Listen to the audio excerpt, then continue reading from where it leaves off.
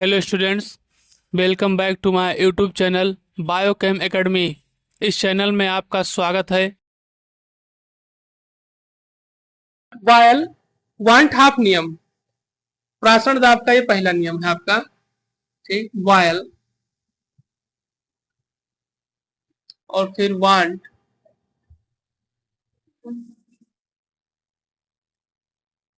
Half का नियम। लिखो, और इसमें बताया क्या जाता है। लिखिए, इसमें थोड़ा बहुत समझ लीजिए फिर बताएं। स्थिर ताप पर, स्थिर ताप पर, ठीक है, किसी विलयन का प्रासरण दाब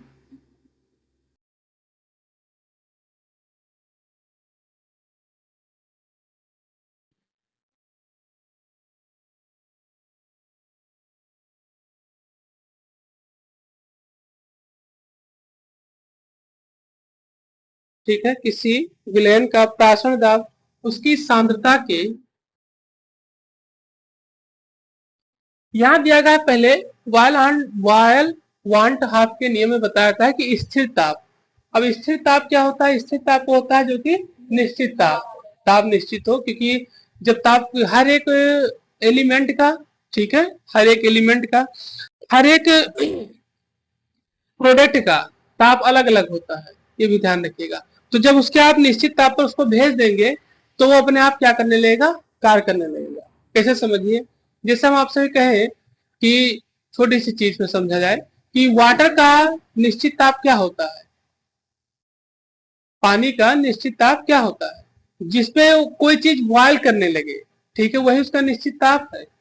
जिसपे वो चीज क्या होने लगे? स्थिर ताप, मतलब उसी पर वो अपनी प्रक्रिया चालू कर देगी। उसके बाद अगर बढ़ा रहे हैं, घटा रहे हैं, कुछ भी कर रहे हैं तो प्रक्रिया चालू रहेगी, लेकिन उसके वाष्पन पर प्रभाव पड़ने लगेगा। वाष्पन यानी कि एक तरीके जिस तरीके से वाष्पीकृत होना था उस तरीके से उस पर क्या करने लगेगा? प्रभाव पड़ने लगेगा। ठीक, तो यहां सबसे पहले आता है कि स्थिर ताप हो, ताप क्या हो? स्थिर यानी निश्चित ताप हो। किसी भी लाइन का प्रासरण दाब, अब यहां फिर आ गया प्रासरण दाब। ठीक, की सांद्रता, सांद्रता भी हम आपको बता चुके, प्रासरण दाब भी बता चुके कि क्या हो? समान अनुपाती हो। तो प्रासरण दाब यहाँ पे बताया गया, जो कि भी हमने अभी आपको बताया प्रासरण दाब के बारे में, ठीक है। और साथ ही साथ क्या करें?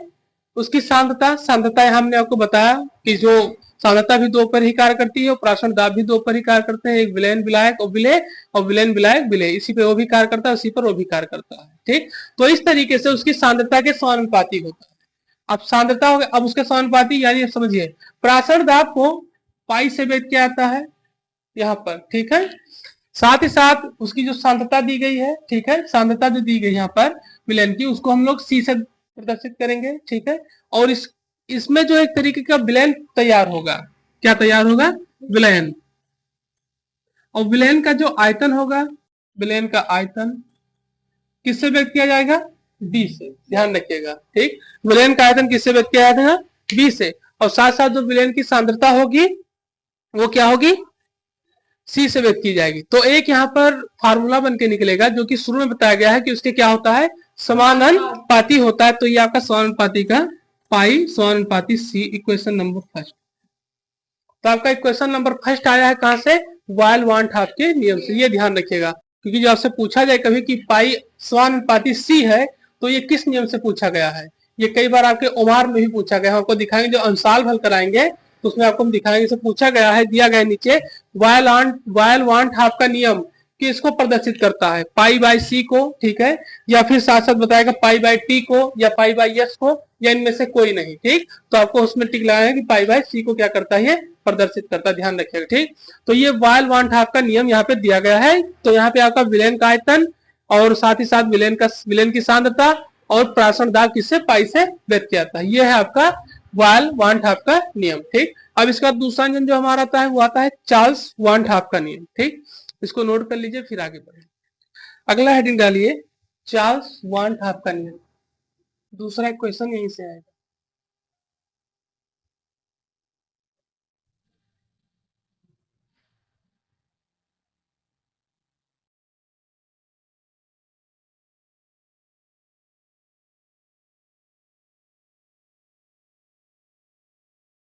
तो यहाँ सबसे पहले हम लोग अब समझेंगे, यहाँ जो बताया जा रहा है, क्या बताया जा रहा है कि स्थिर सांद्रता पर, अभी हम लोग समझे थे किसके, स्थिर ताप पर, ठीक है। तो चार्ल्स वांट के नियम में बताया गया है, क्या बताया गया है कि स्थिर सांद्रता पर, अब सांद्रता जो अगर क्या हो, स्थिर हो,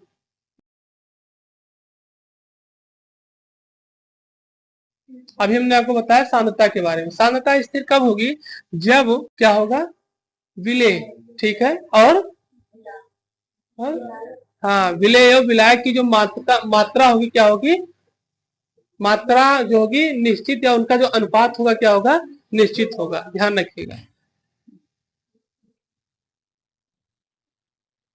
विलेय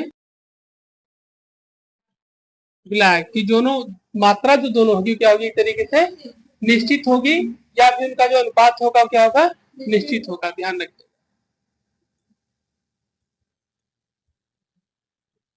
ठीक, तो यहाँ यही बताया जा रहा है कि स्थिर सांद्रता पर विलेय और विलायक के अनुपात एक तरीके से निश्चित होंगे, और साथ ही साथ अनुपात क्या होगा, निश्चित होगा। तो फिर बताया है कि किसी विलयन का प्रासरण दाब, अभी प्रासरण दाब, ठीक, तो इसको आप नोट कर लीजिए, इसका फार्मूला जो है कल हम फिर से लिखा देंगे, ठीक है।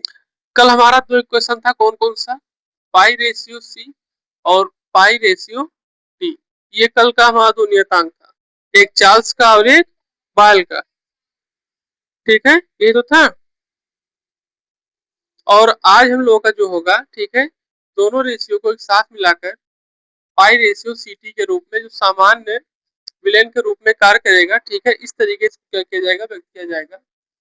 और साथ ही साथ या फिर पाई एन बी अपॉन टी के रूप में इसको भी व्यक्त कर सकते हैं यहाँ पर, ठीक।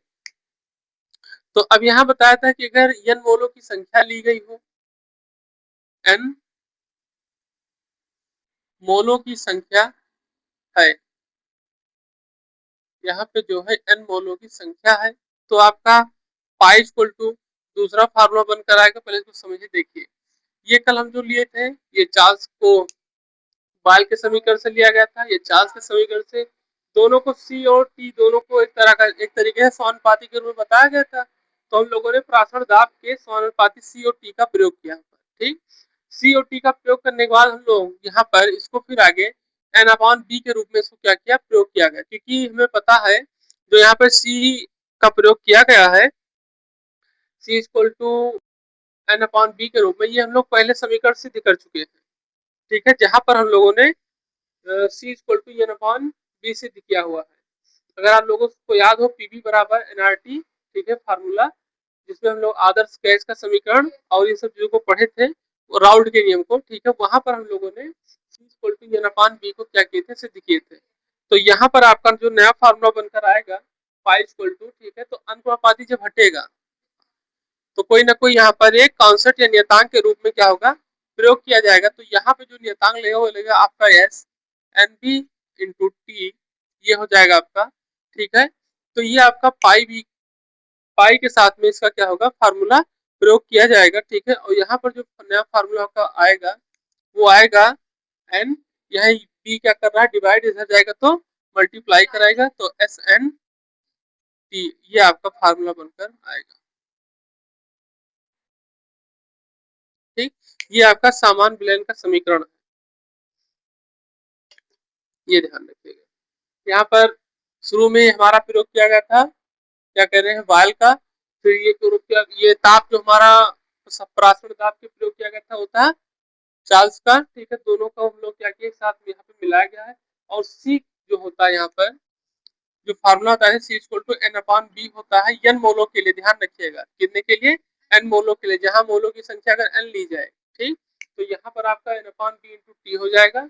और साथ साथ ये जो अनुपाती समानुपाती के प्रयोग किया गया था, उसकी जगह पे एस का प्रयोग किया गया है, ठीक, S into n B into T हो जाएगा, और pi B equal to S n into T हो जाएगा। अब यहाँ एक एक चीज को हम लोग क्या करेंगे, विस्तृत से समझेंगे, ठीक है। अब यहाँ पर जो दिया गया है इसमें एस जो दिया गया है, ठीक है, ये एस, हाँ, ये एक तरीके से क्या है, विलयन का,